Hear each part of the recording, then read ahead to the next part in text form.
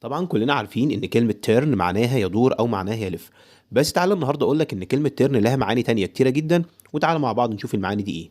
طبعا عشان نغير المعنى بتاعها بنقول ان كلمة تيرن بيجي وراها بريبوزيشن اللي هو معناها حرف جر، بيتحول لفعل اصطلاحي وبالتالي هيتغير المعنى بتاعها.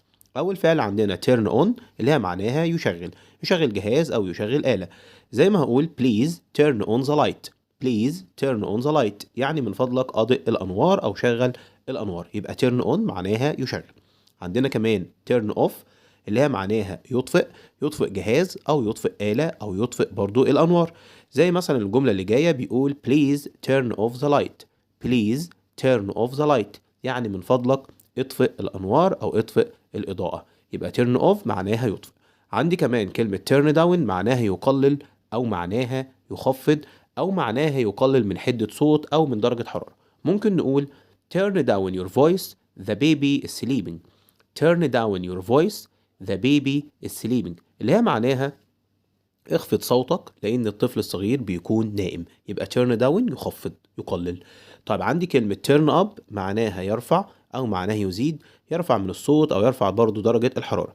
زي ما هقول turn up your voice I can't hear you. turn up your voice I can hear you معناها ارفع صوتك أنا لا أستطيع أن أسمعك، يبقى turn up يرفع أو يزيد. عندنا كمان كلمة turn into اللي هي معناها يتحول إلى، يعني بنحول من حالة لحالة أخرى. turn into يتحول إلى. We should turn our desert into Greenland. We should turn our desert into Greenland اللي هي معناها يجب أن نحول صحراؤنا إلى أرض خضراء أو إلى أرض زراعية، يبقى turn on into يتحول إلى.